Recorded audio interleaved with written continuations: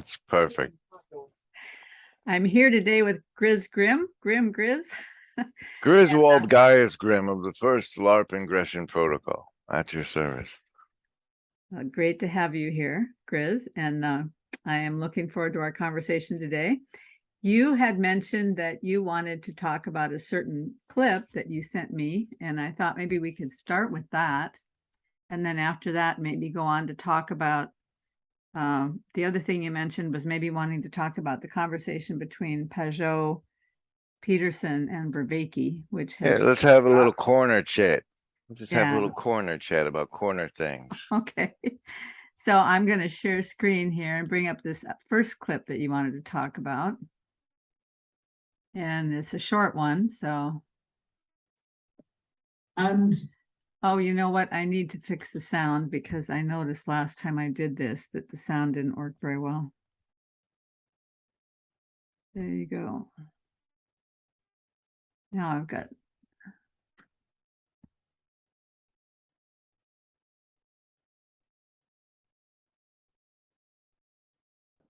And when you get into how online ads work, they are so much creepier than you ever give them credit for. Tell us. I want to know how creepy they are.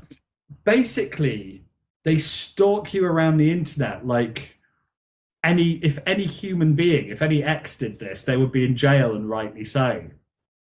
And so the ad networks, Facebook runs an ad network, Google runs one, Amazon runs one, then there's a bunch of other ones. Any website that shows adverts from that company asks to put one of the ad network cookies on your computer. And when you tick that yes to the cookie box, it turns up on every bloody website you visit always. That's one of the things that you're agreeing to. And that's just a little line of text on your computer. Doesn't put anything else on your thing. It's just something going, hey, this person visited it. And so, maybe that wasn't enough. Go ahead. Well, that's all there is. So you you can fill us in on what the rest of it was. This is back from the old days when Chris Williamson was still doing the Modern Wisdom version of his podcast. He had that guy on, and he goes on to explain that like all these companies have built these shadow profiles of us. And then they do these auctions where they bid on us to show us commercials. Like, I want to show this target demographic this commercial. I'll pay you this much. And I have this theory I'd like to get out. Like, I'd like smart people to tell me where I'm wrong on this. And it's that if the... Can I ask a clarifying question first?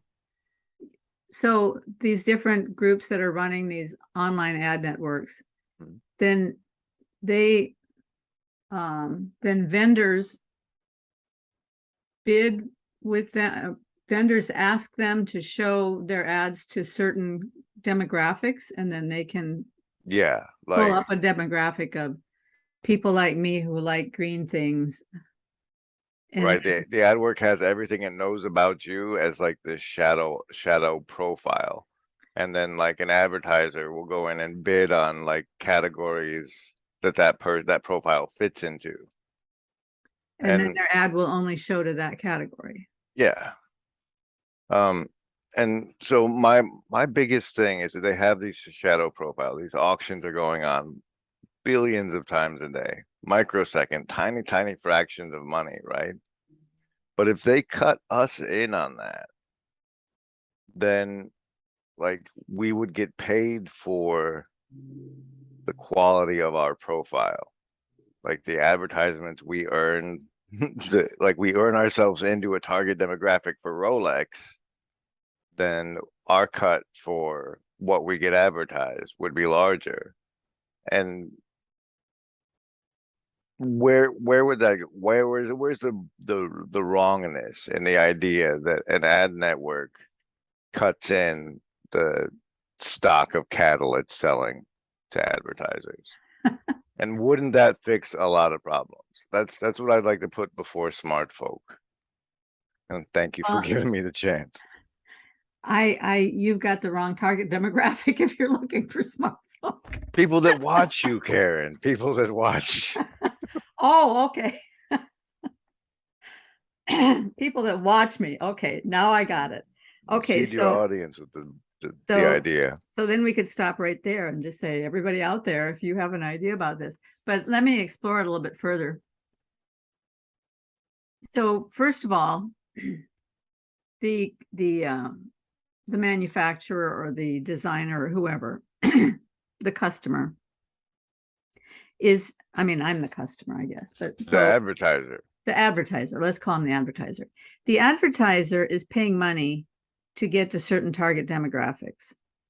That's where the money comes from for us to use things like Google and Facebook. I mean, all these things are free to us, right? Mhm. So the money comes from the advertisers who are paying for this opportunity to blast us with all their ads.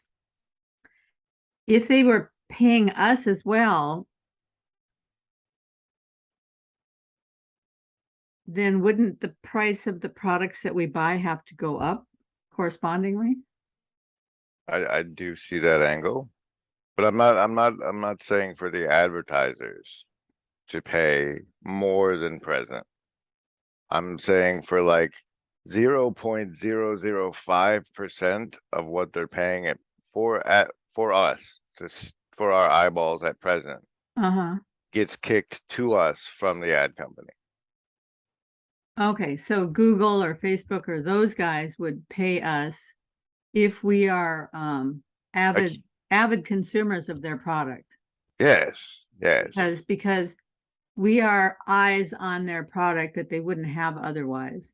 So let's go back to the old school way when we used to get newspapers delivered all the time. Mhm. Maybe the newspaper used to cost 10 cents or something to be delivered to my door. And of course, it cost a lot more than 10 cents to produce that newspaper. Mm. And the reason I was able to get it for 10 cents and get it delivered, even though it cost a lot more for paper and printing and paying all of the journalists and all of that kind of stuff, it cost a lot more than that. But they delivered it to my door because I was eyes on their products. And so they could say to their advertisers, we have 100,000 subscribers to this newspaper. Therefore, the price of our ads is X amount of money. Mhm. So by virtue of the fact that I was getting the newspaper very cheaply, in a sense, they were already paying me for my eyes. Because I was getting a product that was much more valuable than what I was paying for it. Right? You were. So the With fact that those newspapers. yeah, so the fact that I can use, I mean, there are caveats to all of this, of course, but the fact that I can use Google for free and I can use Facebook for free and all of these things is, in a sense, I am being paid. Now, where I think it gets really interesting is that you're saying that if they paid us, I think what you're saying is that if they paid us a certain amount, there would be motivation on our part to be a certain kind of consumer, because if we were a certain kind of consumer looking at certain kinds of products, we could up our game and get paid a little bit more, a little bit more, a little bit more for the kind of consumer that we are. True. And I also think it would like put a financial incentive for the makers of the products that are feeding us the content that's not advertisement to help us improve ourselves so as to increase the value of our shadow profile. Like Google's algorithm would want me to make more out of my life so it can show me better commercials.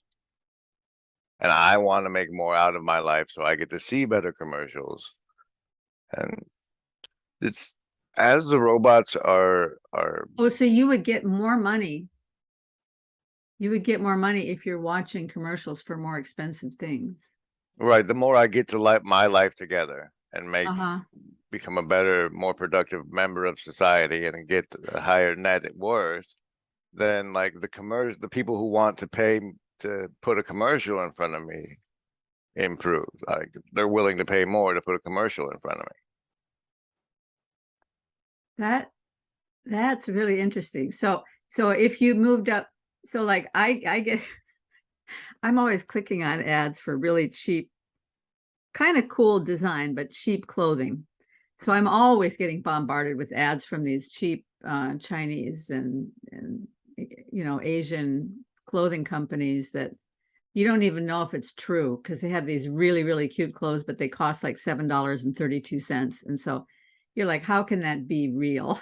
I've Why is never it that ordered. cheap to ship it across the ocean? I know. So I've Right? never ordered any of them because it just looks like a scam to me, but I get bombarded with these ads all the time because apparently I'm not a very discriminating and You're also an ad not, clicker. You're and one of the most I'm not a valuable. Rolex. I'm not Rolex level. Let's put it that way. You used Rolex at the beginning as a definer. I'm not Rolex level. So I get ads from all these because I'm a money saver. I'm always saving money. Right, but But, you actually click on the ads, you said, which is means like, well, because I'll see a cute dress and I'll think, wow, that's really adorable. And then it's like $7.32. And I'll think, it must be made out of burlap sacks or something. It can't possibly be any sort of a quality garment. So, they've taken a picture of some quality garment someplace and then they're making something else, that kind of looks like it. kind of looks like it, and sending it to you. But it's not for real. But still, as an ad clicker, you are so much more valuable to Google than me because I never click ads. And you're like, wow, this lady, yeah, wow, your shadow profile has got to be insanely valuable, even though you So, haven't gotten up to Rolex commercial level yet. but couldn't you game the system so you could click on Rolex ads and make them think that you're a certain kind of consumer? And then if they were paying for Rolex clickers, you could just click and click and click all the Rolex ads and make yourself more and more money, and it wouldn't have any impact whatsoever on your personal striving towards a higher goal, I right? would think that, like, especially for Western folks, for the first 5 years, the kickback from it would be nominal. Like you might get $6 a month from it. But the more desperate you are, the more $6 a month makes a huge difference. And they're selling us anyway. Is it that we can't admit that they're selling us to the advertisers Uh-huh. that makes it uncomfortable? Or I mean, if I'm being sold, I wouldn't mind a cut. And so that's just something I'd like people to think about. Well, you're obviously not in there. They're not making much money off of you if you're not clicking the ads. Right? I would assume not. I would assume not. Although here's another interesting wrinkle because they know how many eyes are on a certain ad. And I think they get paid for the eyes on the ad. Yeah. Because the advertiser actually has to pay Google for every click. Like the Daily Wire folks are paying me to see like ads for Jordan Peterson's on Daily Wire. Like I they're paying for me to get information I already have. So I don't know.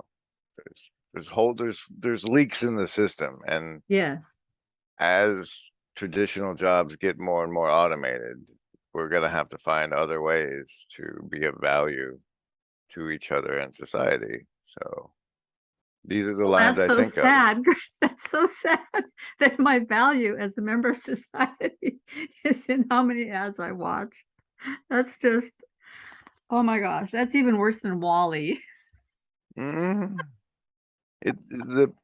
The big thing search engines solved was like my ability to connect myself with valuable information. I think the next big shift is going to be some kind of monetary response to information. Like, imagine if like everybody had to pay 25 cents to send you an email, and then if it was one that you didn't mind receiving, like that was refunded. So like it would cost people to bother you unless you value the information they sent you. Now that we have this kind of rapid whatnot in place, I think these are the ways we can move forward, is by facilitating the way that our society processes information. And like playing these games, like we just did the 5 elephant game for the first time over on the channel, and it's just people groping concepts together. But like if that takes off as something people start doing together, is like 5 people just getting together, feeling out a concept and sharing what they think about it. Like some very interesting people might end up playing that game. So Mhm. I don't know, we are in unprecedented times. There's no history book for like, here's how you adapt to everybody being on the information plane together. So Well, yeah, I'm still back on the thought that you flung out there about an advertiser paying 25 cents to send me for the privilege of sending me an email. Now, probably they do anyway, because the way they got my email address was by paying somebody for a list someplace. So probably they already paid for the privilege of sending me an email. But on the other hand, so then that would require even more surveillance though, because then somebody would have to keep track of which of my emails I actually open and which of them they keep track of my eye tracking as I'm tracking that email. Am I having positive feelings or negative feelings? And if I'm having positive feelings, then they would kick back a little bit of money to that advertiser for the email address that he paid for. well, it can just read That's it off getting your really neural lace. creepy. It can just read that how you feel about it off your neural lace. It doesn't need to track your eyeballs. I mean, I wish I had access to what the government had on me, like so I could just do a self-review of like this is what my nation thinks of me. You know, from whatever files and lists I've managed to land myself on. What with getting community strikes on YouTube and stuff. Hmm. But we do have all this big data now, and there's I why aren't we doing more with it? So you know, I gotta throw it out there and ask when I get a shot. Yeah. Well, I think we don't know what they're doing with it. That's the little bit scary part, because they might be doing more with it than we can imagine. I try not to think about it too much. Honestly, there's so many things that a person, if they start thinking about them, you can go to some very dark places. And so I just put my mind on something else, like maybe Jordan Peterson, John Vervaeke, and Jonathan Pageau. Oh, that's numerologically amazing. Yeah. So Let's get to the corner chatting part. yeah. before we get to So the so doom. they had a conversation, and you felt like it bogged down a few times, particularly when they got to the debate between what is nomological and what is narrative. So what were you thinking about when you were watching that? It was like an epic battle of misunderstanding. But it was good because like them groping the bejeebus out of narrative order helped everybody who isn't so good of a groper.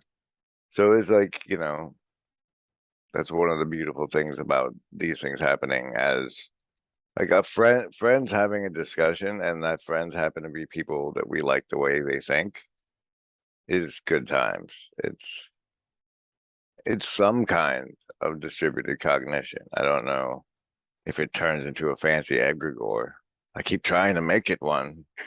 Like I could summon beholders and things, but I'm a low level wizard at this point, it seems. Well, my big takeaway from it was John Vervaeke is an incredibly patient human being, because there were so many times that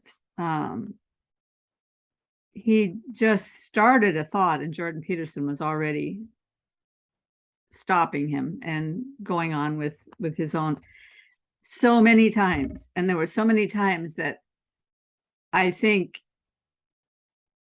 I might have been able to restrain myself at that situation, but it would have shown on my face. It never showed on John's face. He just was patient all through all. I think he's very understanding with his friend. And then there were so many times that Jonathan Pageau should have had an opportunity to say something, and they never gave him an opportunity. And he had I know he had perfect answers for what the questions they were groping with. I know he was just sitting over there and had the answer, but they never gave him an opportunity to say anything. So, and then when he did once in a while say something, they stopped him before he had gotten a third of the way through his idea. So I would love to have the potential of going back and rewinding that thing, but then somehow letting Jonathan finish what he was going to say, letting John finish what he was going to say. I'd like to hear all of them finish a thought once in a while, because you can tell that their minds are working so fast that they're just they feel like they're miles ahead of the other person. Yeah, I've already gotten there. I know that part. Let me get to my part now, But maybe there are hidden gems there that we just never get to hear because they never finish a sentence. Well, first I gotta say, I didn't see it while I was watching it, but now that you mention it, Pageau is very silent Bob Mm-hmm. throughout the whole thing.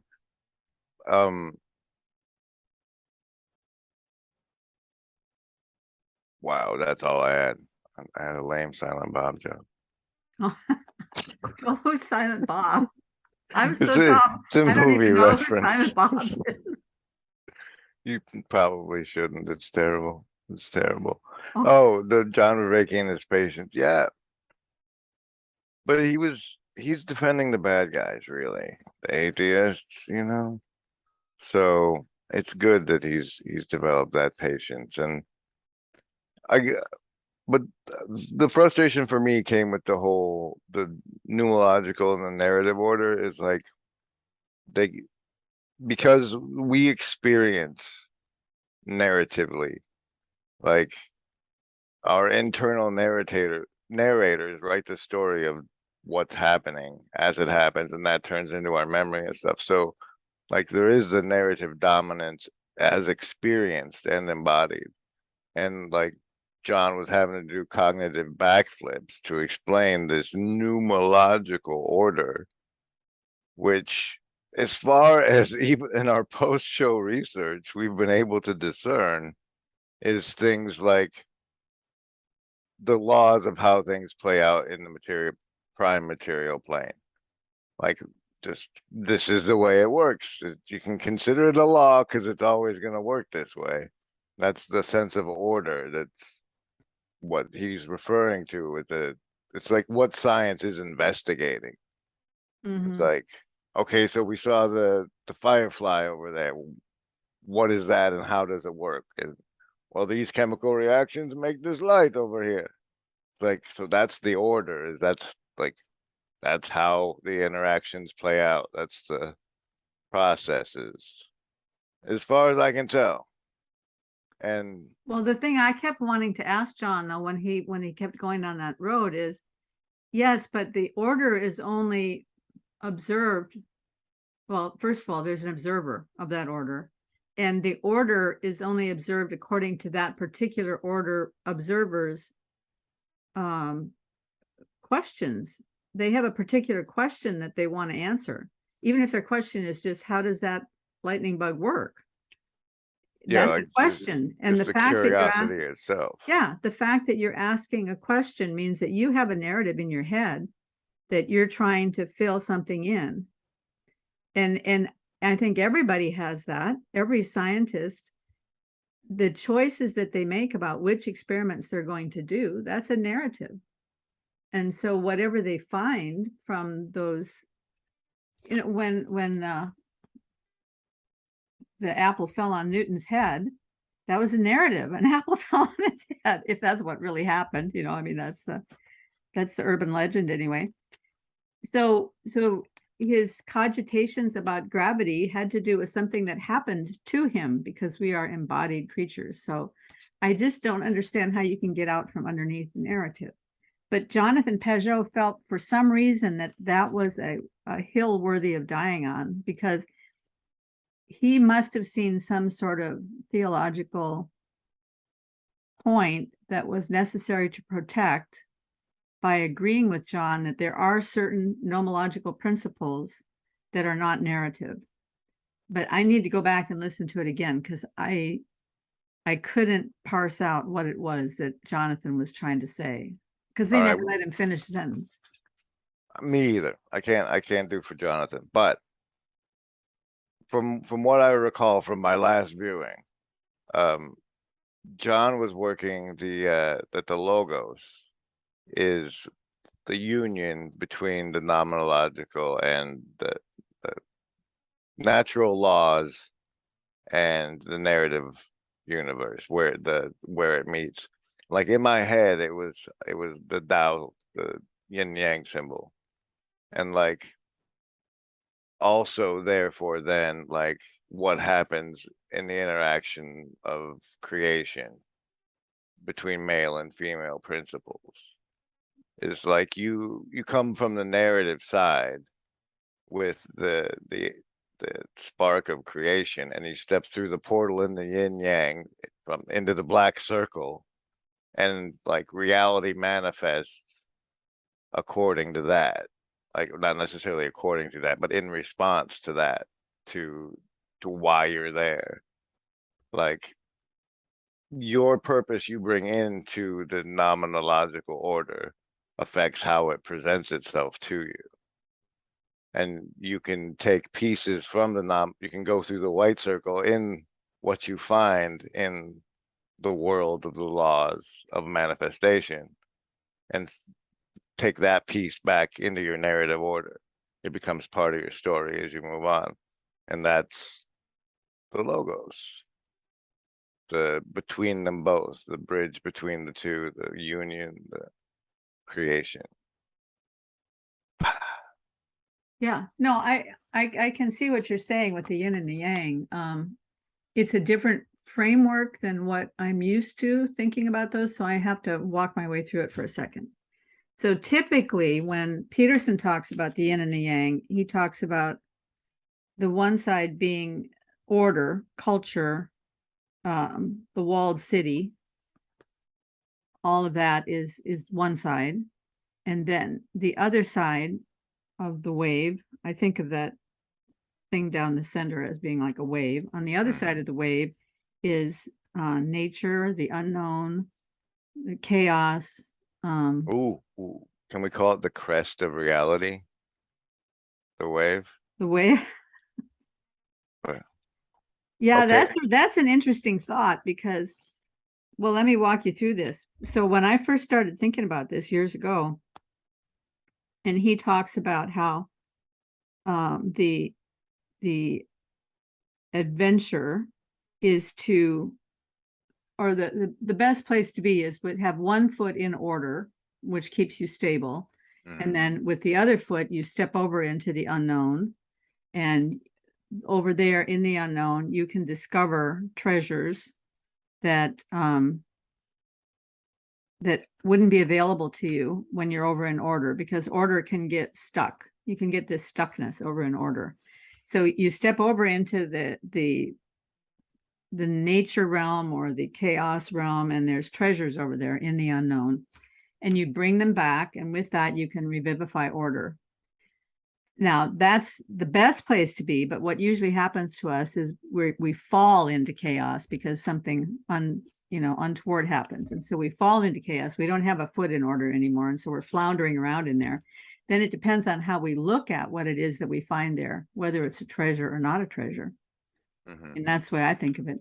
I think they're all treasures there, but if you look at it as something big and scary and not a treasure, then you're going to be all filled with fear and anxiety and all that. But if you say, wait a minute, there's treasures here, because I live my life on the foundation that that which called habitable order into being is fundamentally good. And therefore, I'm safe and I can be thankful for what's happening, and I can, I can grab the treasure that's available here and I can bring it back with me and help my community. Well, then I started thinking, but it's the place where the two meet, the boundary there, right? That's where all the creativity lives. So they even have found that in, like, out in a field where there's two different microclimates, along the boundary of the microclimate is where most of the life is exhibited. So always wherever that boundary is, that's where all the exciting stuff is happening. And in our own lives, it's that way when I'm in the now right here, but in the next moment, I don't know what's going to happen. Maybe Griz is going to say something amazing, right? But I'm faced with a field of infinite possibility. I could turn off the computer. I could go play Wordle. I'm I sorry could- to hear you're on that with everybody else, I but I could- understand. Actually, I don't play Wordle because I only play Wordle once in a while, but I found one that lets you play as many games as you want in a row called wordplay.com for anybody who wants to cheat the system. You don't have to go to the New York Times.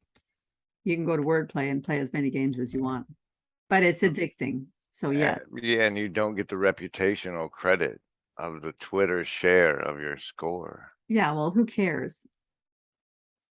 That's why thing that's that why I fas- wouldn't play. The thing that fascinates me about that game, this is what really fascinates me, is sometimes I will have almost no clues as to what the word should be. And I'll just plug in whatever random word comes into my head, and it's right. And it just makes me laugh every time. It's like, how can that happen? So Out they of got your all the- phone to read your mind and it tickles you. Out of all the possible words in the world that are 5 letters long, and there's a lot of them, how could it happen that you just happen to come upon the right word? I think it's a great mystery. But anyway, back to now and the future. The future is always unknown, right? So in a sense, that what did you call it? The crest of reality? Crest of reality. Is always between the known and the unknown. And anytime that we take a risk when we're moving forward, we're stepping into the unknown in the same way that you're stepping from order into chaos. And you have to see what treasures are there. And so every moment of our life, we're on that adventure, we're on that edge. But that there's another way in which that edge is the whole idea of creativity, because that's where creativity lives, is right there in between the known and the unknown. And I also think that that's where love lives, and that's where reality lives, is right there on that cusp. Oh no. Love encompasses the whole thing, or I'm not playing. Yes. Yeah. Okay. Yeah. You're correct. Yeah. But But it's hot in and this- spicy along the crest of reality. But in this sense, if you think of this as the division between this moment and the next moment, which is now, there's the past and then there's the future, and now is the moment, right? Mhm. So now encompasses everything. Does it not? It's all there is. It's all there is. So would not be love encompassing all be in this now moment? Yes. In that sense is what I'm talking about. Fine, fine. But then this is also reality, right? We're smack dab in the nomological order. But I was thinking, but like, okay, as the yin yang symbol thing goes, you know how there's the like you talked about some natural example of with some wildlife on the crest. Okay, imagine that one, but it's a yin yang symbol, and like the on the side where the circle is a whirlpool, and that's both true on both sides. And the whirlpool takes you from one to the other. So like there's the crest where all the hot action happens, and then there's the vortexes that pull you from one side to the other. And so like to the nomenological order, narrative is chaos. Like, oh my God, what's that biological entity gonna do? It's gonna shuffle up the nomenological. It's like it's gonna play with where things are. It's gonna use all the laws and move things around. And like from our side, like how the reality is gonna respond to us is the chaos. And so the inversion is complete. Like the chaos to one is order to the other, and that's how it operates in the wholeness. That's really interesting. Yeah, I can totally see that. Because I mean, what would biological life look like to a grain of sand? You know, There's a Star Trek, The Next Generation episode is it? with a magic crystal that gets stupid big, and it talks to Data, I think, and it calls us ugly bags of mostly water. And that imprinted on me and my young mind. But that's humans are ugly bags of mostly water to silicon-based life forms. Well, you know, I'm sure we do look like completely random, and we are, even though we are constructed of entropy decrease, we increase entropy everywhere we go. And Life is an anti-entropic game. Yes, but it's also an entropic game. It's both. And you have the vortex going from side to side again, I think, because I can do things that just create entropy wherever I go. You ever read Charlie Brown and Linus? Everywhere Linus went, he would just leave particles behind him. He was just dirt all the time, mess all the time. Everything behind him was chaos. Well, that's what human beings are. We leave chaos everywhere we go. So yeah, I mean, we're entropic engines and anti-entropic engines at the same time. But we're busy living narratives that make everything meaningful. So you have to forgive us, which you can do if you have narratives. Yes.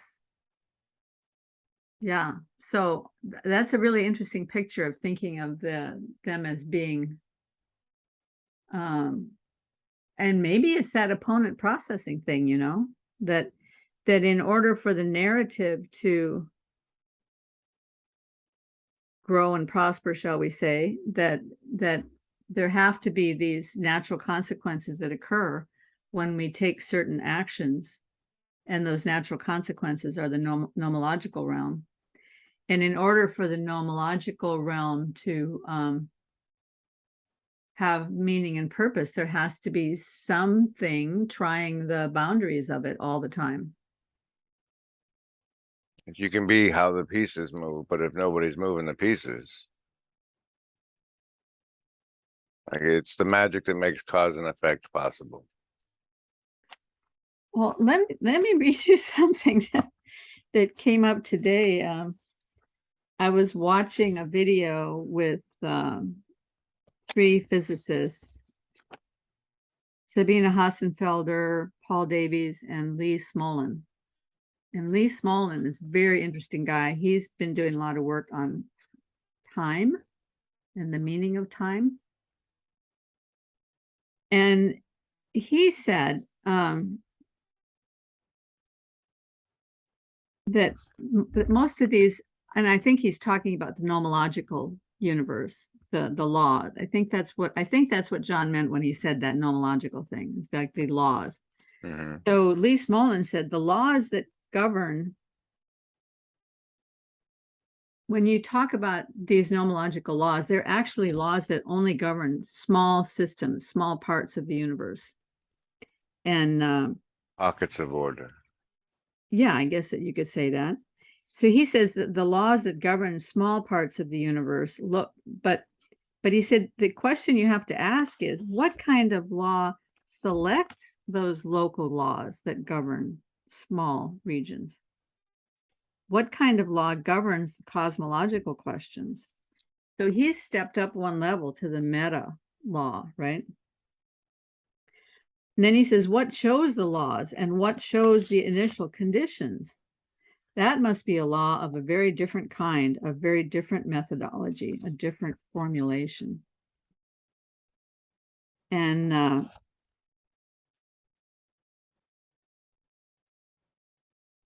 he said, the way forward in physics to him is that time is not only real, but it is also dynamical, and it is active, and in some sense creating the events as time goes on.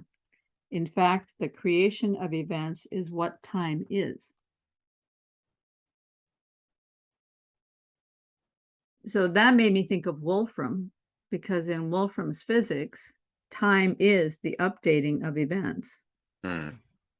So every time, whenever a certain pattern shows up, then time takes that pattern and changes it, iterates it to the rule.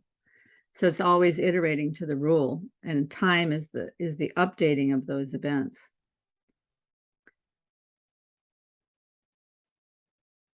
I don't like time as with agency. I like time as the updating of the events.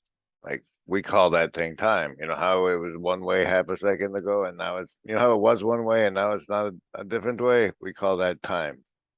Mm-hmm. And like incrementally you can see, but I don't like it like time So is is that part of performing the it, the is that part of the functions. is that part of the nomological order then, or is that part of the narrative order? How time functions, Yes. how time actually functions is nomological. But how we experience the passing of time is only narrative. Okay, so then when they're talking about nomological and narrative, the sticking point is that everything from the standpoint of our experience, everything is narrative. But from the standpoint of materialistic science, looking at the same events, they could put that in the nomological universe rather than the narrative universe. Is that what you mean? For the way I understand it is like, there's this fictional narrative self we have, and we document the interactions between that self and the nomological laws over time, and that becomes our personal narrative, which is constantly being updated as to like our reflection of ourselves. It's like we can actually see ourselves in all the glory and love and whatever we are. And so we record our own wake in a narrative structure. And so just our understanding is narrative. So when we're moving along and we run into like my husband will say, somebody needs to hit me upside the head with a board because I need to come into alignment with reality. So we're moving along and then we kind of get, oh, that's the way it works, right? And then we kind of line up with reality. So we have two choices when that happens. We can either say, no, I don't like reality. I'm not going to accept that. I'm going to keep going down the road I was going down. Or we can say, oh, yes, reality is better than where I was before. It's better to be in reality and to be living this way. And so I'm going to say yes to reality, and I'm going to move ahead in that direction until the next time comes along that I find out that my actions aren't aligning with reality and I smack up into it again. And then I get that choice again. Am I going to say, no, I'd rather go on the way I'm going? We've been watching Dope Sick. Have you watched that? No. Oh, it's so frustrating. Oh my gosh. I just can't even watch more than 30 minutes of it at a time.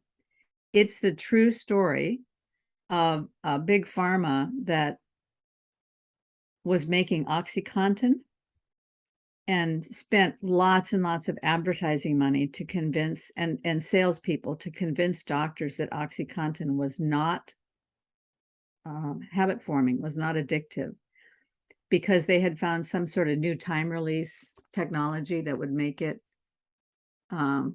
just drip into your system little by little over 12 hours and would not be addictive. But it was actually so addictive that almost everybody that took it got addicted and became violent. And it started the opioid crisis in this country. It started all these people who were being given this by their doctors who really believed that it was going to help with pain management, but instead they all got addicted. Mm-hmm. And the company then took that and found people who would get out there and testify that it's not real addiction, it's just pseudo addiction. And that it's not the drug, it's the people that are the problem. And they just kept pushing this for years. And the DEA wouldn't go after them at first because there was no cartel involved. It's just legal drugs, right? But meanwhile, pharmacies were getting broken into and there were people being murdered and this stuff is being sold on the streets. And I mean, it started the whole opioid crisis, and it was all done legally. And it took years to catch these guys, and they finally did. So, I mean, they got him, they shut him down. Yeah, they don't make the show about it until it's over. Yeah. But it's that kind of thing where some of the people, they even would have family would have an intervention and say, we're really, really concerned about you with this drug. You know, we want to help you. We want to get you in a program. And here's this person, they're dying from this stuff. And they're like, yeah, no, I'm not going to give it up. You know? So there's times when you can say to reality, no, I'm not going to accept reality. I want to live in this utopia I've created for myself here inside this drug more than I want to be with my family and my community, and more than I want to help myself. But I mean, it's quite a show. It's quite a show, I have to say. It takes all my stamina to watch it because I don't like stuff where I know things are going south. Well, with regard to pharmacology, I think I grew up in the last of like the movies were for everybody. Like the entertainment has fractured and fractaled out so much now that there's not like mass swaths of people that have all seen the same thing. Yes. But like some of the last of those movies were Better Living Through Chemistry and Love and Other Drugs. And like those two movies together have shaped my understanding of the pharmaceutical industry. So to the extent they're inaccurate, someone please let me know. I never saw either one of those movies. But like for you to be saying that the opioid people did that sort of thing, it's of no surprise to me, because of that perspective that they gave me.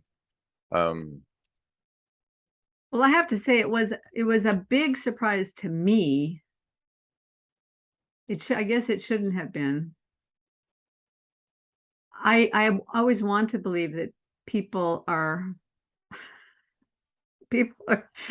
I want to believe that people are good-hearted, Griz. And now the guy that was doing all this, he convinced himself he was doing this because he wanted to end pain in his generation. And he believed that his drug would end pain in this generation and that it would be his legacy. So, and this is another thing that Pageau and Vervaeke and Peterson were talking about is, what does it mean to say that good that even bad things are usually done, are always, now I think Vervaeke was saying even bad things are always done for a good, not done for a good motive, but Like the people doing the bad things are doing good. well, so that was the debate that they were getting into. But I think what Vervaeke was trying to say, and I think it's a Platonic thing, but I've heard C.S. Lewis talk about this too, that even the inside, even this thing that they did with opioids, there does exist this twisted motive that could not exist if good didn't exist. If good didn't exist, then you couldn't have had this inverted motive. So the inversion can't be there if the good thing isn't there to start with. Okay. Does that make sense? Like had dude not wanted to end pain for everybody, then evil couldn't have done the addiction to it thing. Well, yeah, that's certainly part of it. I mean, I think it's something that we could spring out in many different directions, but But as an example, that's one. yes, of that's what as you're an trying- example, that would be one. And part of his motivation was that he wanted to be a good son. He wanted to show his father proud. He wanted to be better at something than his brother. You know, I mean, there are all kinds of motivations in there that could on one side be looked at as good, but on the other side can be looked at as bad. But Peterson was trying to locate evil outside of that trajectory and say, there is something that is evil that doesn't have anything good about it. And that was part of the debate that they were having. And I think that because when Peterson was talking about evil, he was starting to talk about big world systems like communism and as though evil can take on a life of its own. And that was the debate that they were having. And that's another part that I want to go back and listen to again, because none of them ever finished a sentence. And so I don't know. I don't know what the upshot of it was. But I thought it was an interesting debate because we do know that the line between good and evil cuts right through the human heart, so that we are all capable of evil. But is there an evil that's even bigger?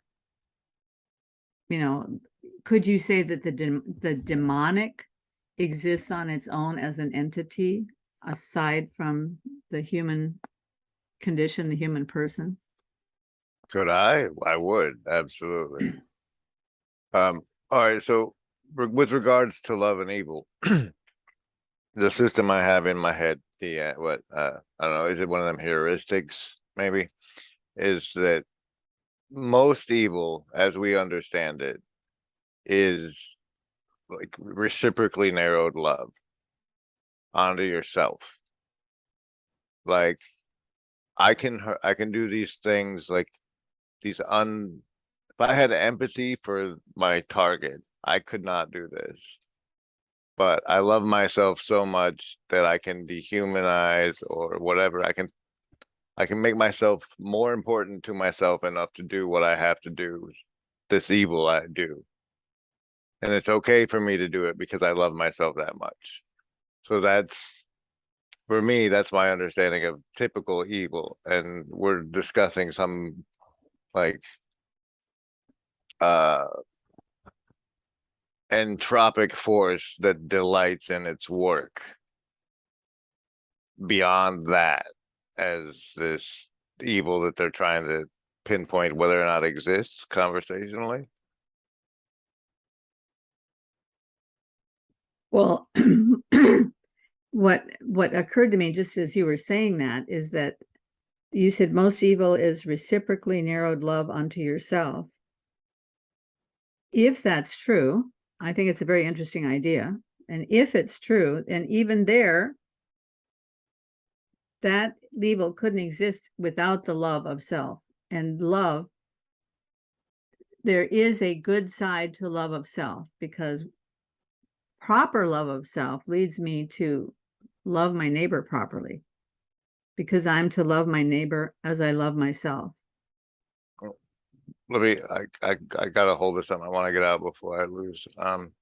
So say you reciprocally narrow it, but there's also a point where it can flip and become inverted to where I love myself so much, I'm gonna take revenge on the universe for my birth, for Mhm. putting me in this context, in this set of numerological order. Yes. I'm gonna throw the biggest tantrum. I will crap the entire song of my existence into a tantrum of rebellion, of revenge for Yes. you putting me into this situation. And I think that's an inversion of not just Mhm. love reciprocally narrowed, but reciprocally narrowed so tight that it flips somehow. And Yes. that came to mind. I wanted to throw it in. Yeah, I know. And I've actually talked to some people who felt that way about the universe. They hadn't yet gotten to the place of wanting to do violence because of it, but maybe violence to themselves because that's the way they felt. And I had never, when I listened to that, I had never thought about that as being a disordered love of self. But I think you're right that it is in some sense this, because reciprocally narrowing is like what happens in an addiction, right? You get tighter and tighter and tighter, where the only thing that's important is the thing that you're fixated on. So if you're fixated on self to that extent, then your world gets smaller and smaller and smaller until there's nothing left but yourself. And so you can't see how anything that you do affects anybody or whether it matters to anybody. All that matters is you and your own experience. And I always try to think, when I think about the lie that is underneath all these things, has to somehow go back to the garden, right? The lie. The lie. Because the garden is where Eve listened to the lie instead of listening to God. Now, did she listen to the lie instead of listening to God because she had become, her love had become disordered, so that it was love for self that had become Well, reciprocally narrowed? let me back out and we'll come back at this. But like one of my favorite little episodes I ever did was the question is who's lying? Because like the snake says, you'll surely die and you'll become and you'll become like gods, or you won't surely die and you'll become like gods. And if I have this right, God says you'll surely die. And Mhm. so when you say the big lie in the Garden of Eden, I'm like, is that what you're talking about? But big lie? And apparently I have a door problem. Oh, you All have right. somebody, you have Yeah, somebody at your door? You want I to? do. Just a second.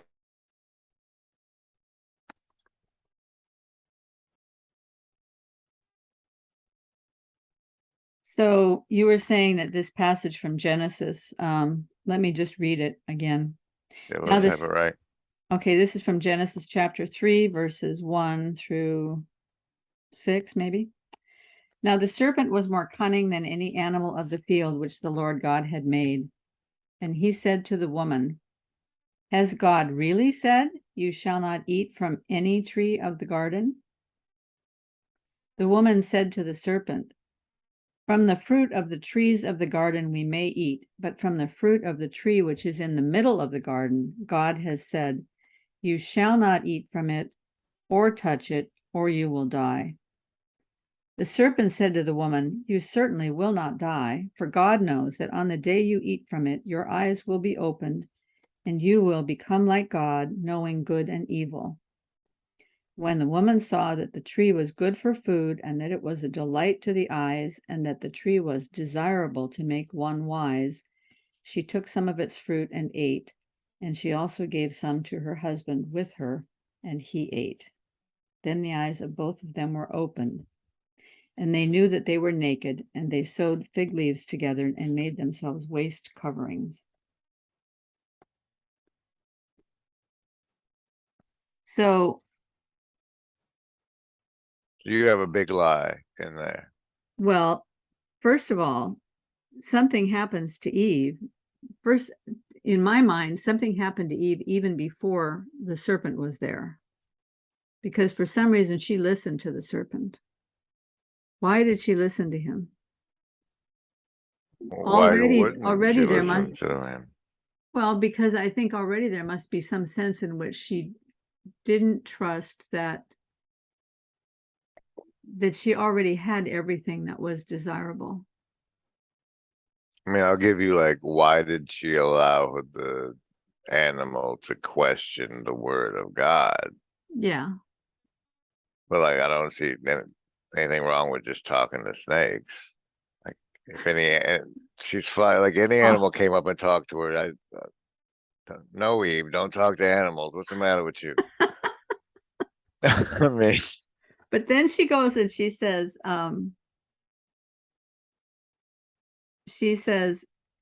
God said, from the fruit of the trees of the garden we may eat, but from the fruit of the tree which is in the middle of the garden, God has said, you shall not eat from it or touch it, or you will die. she embellished the little hyperbole there. That's That's what the I've big always lie. thought. Well, I don't know that that's the big lie, but it is certainly, why did she feel the need to embellish that? Because I find this in myself sometimes, that I will make it seem as though something is harder on me than it actually is on me, because then it gives me the right to be in a little bit of rebellion against it. Does that make sense? It gives you the right to rebellion? No, that doesn't make any sense. Please explain how one gets the right to rebellion. Not with, I'm not talking about with God, but I'm saying, like, if somebody, If you feel the situation oppresses you yes, enough, then it's oppressed me enough, I deserve to break this rule. something like that. It's a Okay. little hard to put into words without an actual example, and I can't think of an actual example right now, but I do reflect on these things when I do this to myself. Even let's just say I'm on a diet. Let's say I'm on some kind of a diet, and I can make up in my mind that the rules of the diet are even more extreme than they actually are, so that I can stick out my little chinny chin chin and say, well, this is just so extreme and so hard on me that I should just be able to do this other thing, And so I can find my way through. I can find a way to rebel against the rule that I put myself, even though I put myself under that rule, right?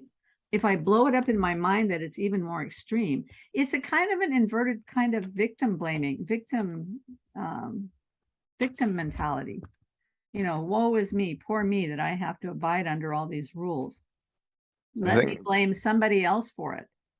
I think there's a thing called the drama triangle. Okay, tell me about it. It comes to mind as like there's the villain, the victim, and the hero. And like and it sounds to me from your diet example that like parts of yourself, whatever that is, whatever a self is, are playing different roles in that. It's like the villain sets the rule of no ice cream. The victim is like, woe is me, I can't have any ice cream. And then the third hero part says, don't worry, you can have ice cream, I'll take care of you. The hero says, you are not subject to the same reality that other people are subject to, so that even if you eat ice cream, it's not going to have any impact on your future. This is magical ice cream Yes. that you deserve. That's it. And so it has always felt to me that Eve was a little bit disordered even before she began talking to the I don't know if disordered is not the right word. That probably is heretical. but that I she think it's just the way ladies judge each other. could That be. like you can't, it's so natural that you must do it even toward the mother of us all. Like, it was probably her fault. But I don't know. Well, she certainly participated in the fault, whatever the fault was. But I mean, what I've always tried to figure out is, because here we're talking about the nature of sin itself. And where I think a lot of people have gone astray in their anger against the church is that they think the church is against all these different things, all these different sins, and then they list categories of sins, but that's not it at all. It's not a bunch of sins. Don't do this, don't do that. It's what is the core of sin. And if the core of sin, some people have said it's pride, which would be this disordered self-love that you're talking about, right? This reciprocally narrowing self-love that just gets so grandiose. Mhm.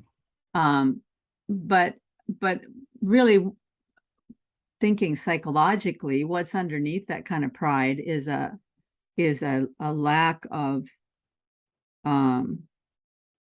worth, of not knowing where your worth comes from, that your worth and your value is actually centered in God, who loves you more than anything, and that you can trust that love.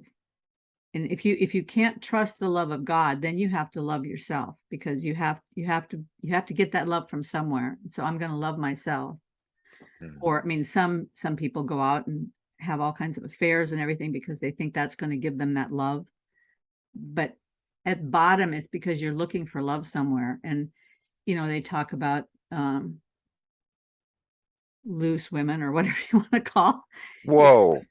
Whatever word you want to call. The song is looking for love in all the wrong places, right? Mm. When you're looking for love in all the wrong places, wherever that comes from, it comes from loose men too, looking for love in all the wrong places. Bottom of a bottle sometimes. Yeah, or ice cream, or Pat on the back from some nice guy on the internet. Yes, that's it, exactly. There's And lots of wrong places. so if Eve was looking for love in the wrong places, not looking to God for that love, but So listening now to Adam others is with inadequate. ideas. So now Adam is inadequate, and Eve's out looking for love in all the wrong places. Well, I was not thinking. I was thinking more of the triangle of God at the top and Adam and Eve down here. So each of them is looking to God for their worth and their value and their meaning and their purpose and their love. And something And about that the encounter with the serpent got her to look elsewhere for it. something about the encounter with the serpent Or she got was her to already thinking, looking for love. maybe I don't have maybe I don't really have everything that I need. Here she's in the garden. She's got everything. But the serpent got her to looking at the black dot on the page instead of looking at the whole page. Look at this thing you can't have. Yes, that black dot, that one fruit in the middle of the garden. So when you start believing you don't have everything that you need, then you can lose faith that the one who loves you is truly giving you these boundaries out of his love and out of a good purpose. And you can start thinking, oh, well, maybe there's a better way, and I can find this better way on my own without that love. Made me think of the notion I have that the human spine is some kind of antenna, and that should we live clean lives, we can actually feel the love of God and that sense of self-worth and stuff. And that as we live in sin the way we do, our antenna gets dirty and it actually cuts us off from feeling the love of God within us.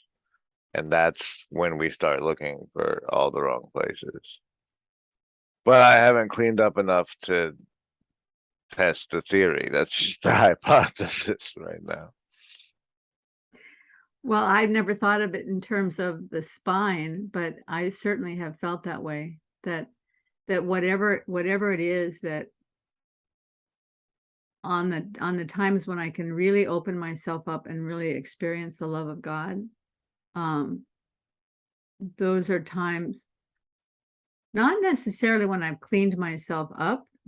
Sometimes it's when I'm in the depths of the most extreme sorrow or pain, when I can have those experiences. But even those depths of extreme sorrow and pain are kind of channel cleaners, they kind of, Definitely clean out the tear ducts when they squeeze you, right? well, if you think of,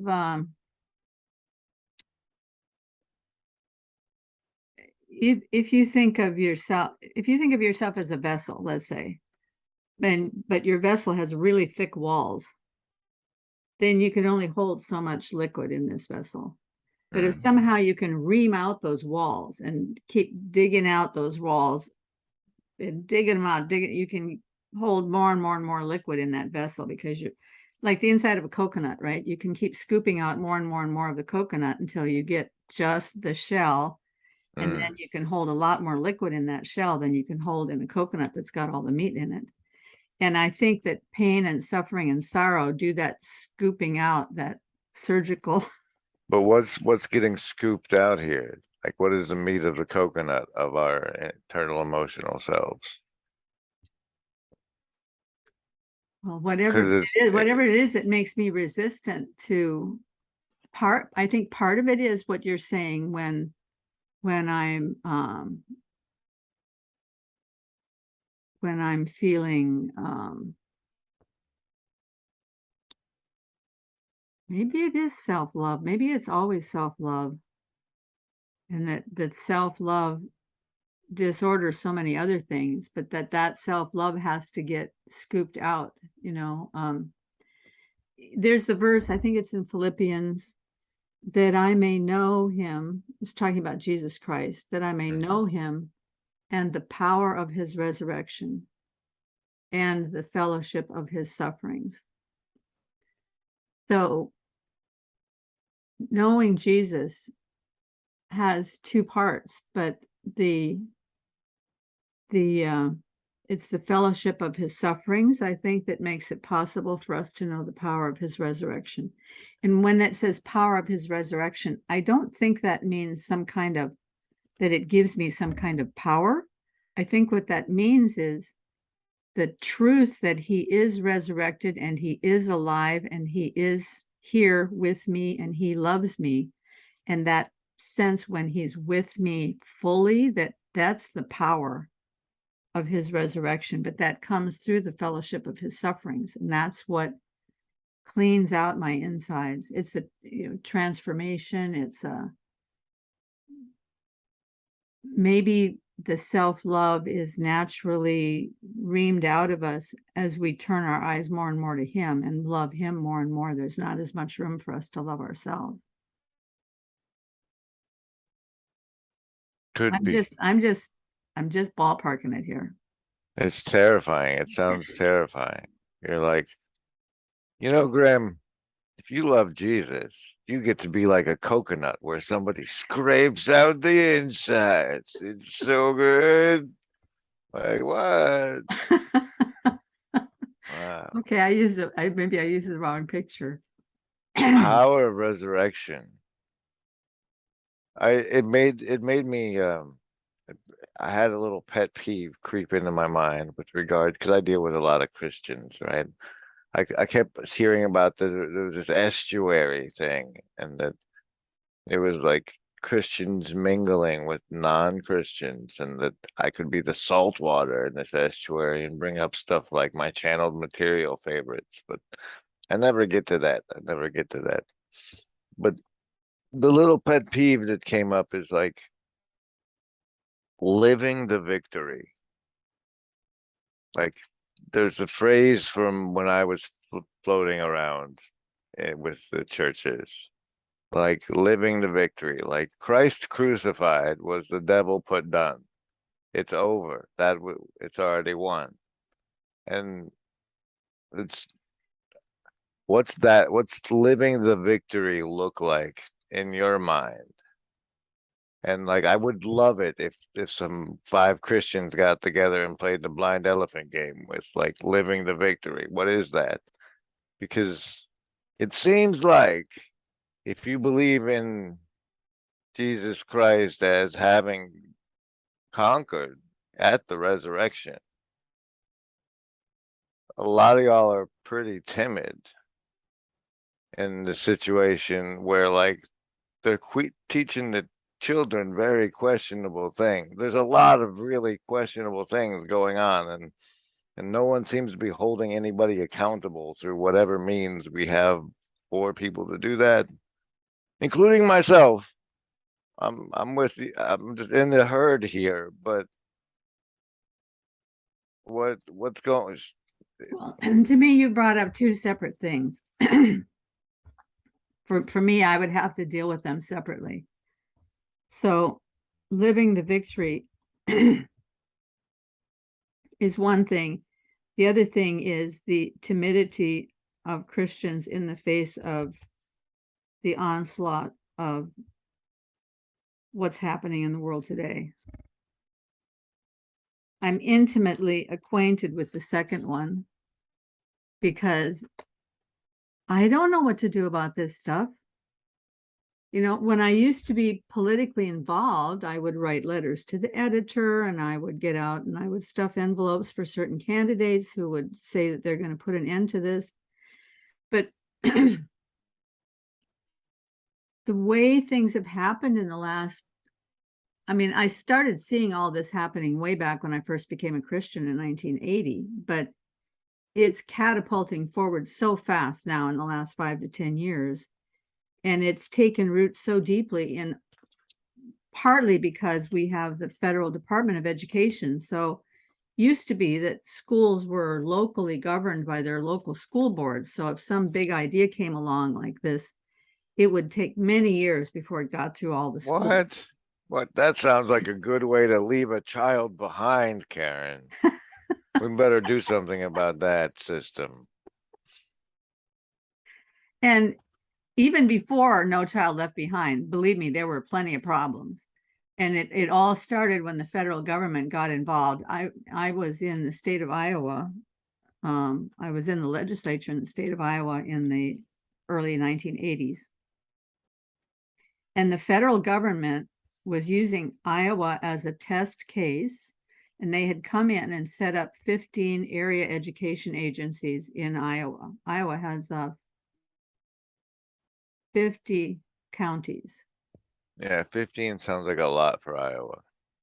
Well, Iowa has 50 counties, but they divided it up into 15 area education agencies. So no one county, they purposely went over the county lines so that there couldn't be any local governance related to these area education agencies. It was all federal. And these area education agencies were developing curriculum and then handing it to the school boards and saying, this is the curriculum that you have to have in your schools. It was completely upside down from the way things had been before, where local school boards governed the curriculum of the schools. And a local school board was subject to the people in the community and subject to the teachers themselves. And there was communication going on, right? And so once this federal agency thing came in, it all went to the federal. And I could tell lots of stories about that, which I won't because it would take up all day. And but they're mostly horror stories, right? Horror stories, mostly horror stories. And so I saw the beginnings of what was happening in the schools. And the only thing I could think of to do at the time was I did a speaking tour of the state, and I went to every small community I could find, and I talked to parents, and I said, this is what's coming down the pike, and this is why it's not good. And I recommend that you either homeschool your children or you start private schools as soon as possible. That's the only thing I could think of to do.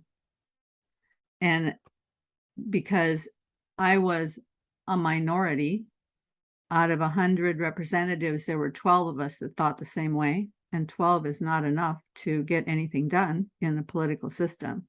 Mm. And but now it's so bad because the federal government has had all this time to penetrate the schools. So any random idea that pops up to the top and gets in people's heads, like this whole gender teddy bear or whatever it is, that they can push that immediately down into the elementary schools and even the preschools all across the country. And it's now inhabiting not only the schools, but it's inhabiting all the major corporations. And Holy smokes, holy smokes. Hold on, I got a tweet about that. Somebody's got to do something. I need to stop and tweet about this immediately.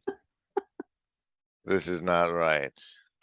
well, and Oh. that's what we all say. Somebody's got to do something. But before we quit here, I know you want to get back to Twitter. Before we quit on the living the victory thing, I want to say this, that Christ won the war on the cross. But even once the war is won, there are still lots of skirmishes taking place everywhere. What they used to call in the Second World War, the mopping up operations. And we are on that battlefield in all those skirmishes. It's funny you say that because like a thing that slipped away from earlier when we got down into depression, and I've done my rounds with what I was calling depression.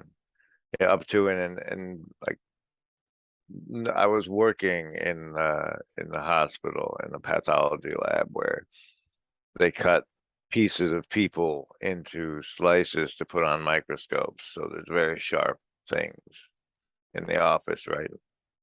10 feet away. And I would sit there and fantasize about hurting myself or ending things. I mean, getting to the end. Was never interested in any of the pain part of it, really.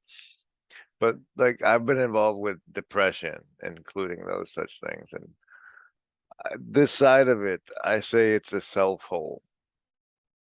And like you were explaining just now, like we're in a foxhole. Like this life, if you feel too comfortable, it's because you still believe in Santa Claus.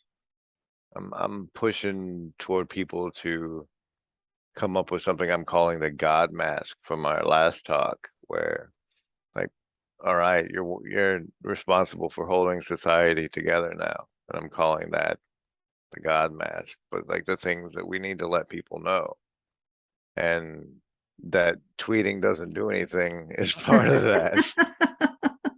Honestly. But no, I got distracted with myself. But that, yeah. Thanks for talking to me. It's fun. I like talking to you. This was good times.